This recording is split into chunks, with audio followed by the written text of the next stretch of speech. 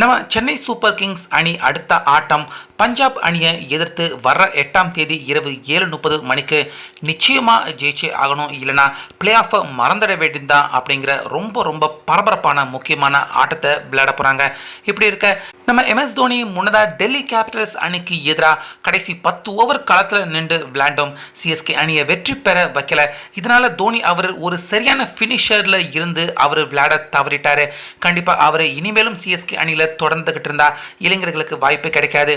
கண்டிப்பா தோனி ரிட்டையர் ஆகிடணும் அப்படின்னு சிஎஸ்கே ரசிகர்கள் மட்டும் கிடையாது, தோனி அவருடைய ரசிகர்களை ஒரு சில பேர் தோனி அவர் காது படவே பேச ஆரம்பிச்சிருக்காங்க. ஸோ இது தற்போது நம்ம தோனி அவர்களை ரொம்ப பெரிய அளவில் வருத்தப்பட வச்சிருந்திருக்கு. இப்படி இருக்க சண்டிகரில் போய் இறங்கியிருந்த நம்ம எம்எஸ் தோனி நேற்று சாயந்தரம் ஒரு முக்கியமான பேட்டி ஒன்று கொடுத்துருக்காரு.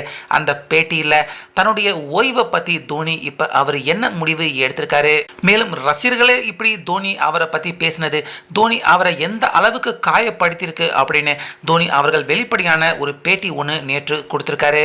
ஸோ அதில் ஃபர்ஸ்ட் நம்ம எம்எஸ் தோனி அவர்கள் கடந்த 16 வருஷமாக தொடர்ந்து ஐபிஎல்ல நான் சிஎஸ்கே அணிக்காக விளையாண்டுக்கிட்டே இருக்கேன். இது வரைக்கும் எத்தனையோ கப்புகள் வாங்கி கொடுத்துருக்கேன். இப்போ சமீபத்திய ஒரு சில வருஷங்களில் கப்பு வாங்க முடியாமல் போயிருக்கு. ஆனாலுமே சிஎஸ்கே ரசிகர்கள் தமிழ்நாட்டு மக்கள் என் மேலே மிகப்பெரிய அளவில் அன்பு மரியாதை எல்லாமே வச்சுருந்தாங்க.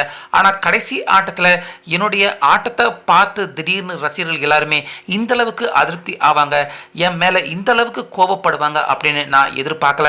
என்னால் முடிஞ்ச ஆட்டத்தை தான் அந்த இடத்துல நான் முழுக்க முழுக்க விளையாண்டேன். ஆனால் அதை புரிஞ்சுக்காம ரசிகர்கள் இதுவரைக்கும் நடந்த நான் சிஎஸ்கே அணிக்காக பண்ண எல்லா விஷயத்தையுமே மறந்துட்டு ஒரு நொடியில் எல்லாத்தையுமே தூக்கி எறிஞ்சிட்டு என்னை இந்த அளவுக்கு மோசமாக ரிட்டையர் ஆகிடணும், இனிமேட்டு விளையாடக்கூடாது அப்படின்னு ரசிகர்கள் எல்லாருமே சொன்னது எனக்கு ரொம்ப பெரிய அளவில் மன வேதனையை கொடுத்துச்சு அப்படின்னு தோனி அவர்கள் நெகிழ்ச்சியுடன் சொல்லியிருந்தாரு. ஸோ இதை பார்க்குறப்ப ஒரு பிளேயராக அழிச்சுக்கிட்டே நல்லா விளையாண்டுக்கிட்டே இருந்தால் தான் ரசிகர்கள் கூட மதிப்பாங்க.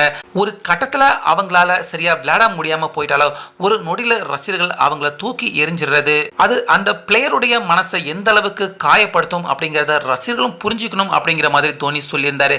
ஸோ இதில் லாஸ்ட்டாக முக்கியமாக அவருடைய ஓய்வை பற்றி, அதாவது தோனி அவருடைய ஓய்வை பற்றி முக்கியமாக என்ன சொல்லியிருக்காரு அப்படின்னா, இப்போ நான் என்னுடைய 43வது வயசில் இருக்கேன்.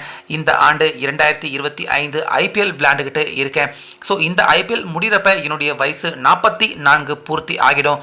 அடுத்த ஐபிஎல் தொடர்றதுக்கு இன்னும் 10 மாதம் இடைவேளை நடுவில் இருக்குது. அதனால் அந்த நேரத்தில் தான் அடுத்த வருஷம் ஐபிஎல் விளையாடலாமா வேணாமா, இல்லை கம்ப்ளீட்டாக ஓய்வு எடுத்துக்கலாமா அப்படிங்கிற முடிவை நான் எடுப்பேன். அப்படி அந்த முடிவை எடுக்கிறதுக்கும் என்னுடைய உடல்நிலையை கருத்தில் கொண்டு தான் நான் என்னுடைய ஓய்வு முடிவை இந்த ஆண்டு ஐபிஎல் முடிஞ்சதுக்கு அப்புறமா அடுத்த ஆண்டு ஐபிஎல் இடைப்பட்ட காலத்தில் என்னுடைய உடல்நிலை கருத்தில் கொண்டு தான் அந்த முடிவையும் நான் எடுப்பேன் அப்படிங்கிற மாதிரி தோனி அவர்கள் கடைசியாக அவருடைய ஓய்வை பற்றி அவர் மனசில் என்ன இருக்குது அப்படிங்கிற இந்த விஷயத்தை வெளிப்படையாக ஒரு பேட்டியிலேயே தோனி அவர்கள் சொல்லியிருக்காரு. ஸோ இதை கேட்ட தோனி அவருடைய தீவிர ரசிகர்கள் எல்லாருமே நெகிழ்ச்சி அடைஞ்சு தோனி அவரை பற்றி தவறாக பேசினதுக்கு சோஷியல் மீடியாவில் தோனி ரசிகர்களே எல்லாருமே தற்போது மன்னிப்பு கேட்டுக்கிட்டு வராங்க.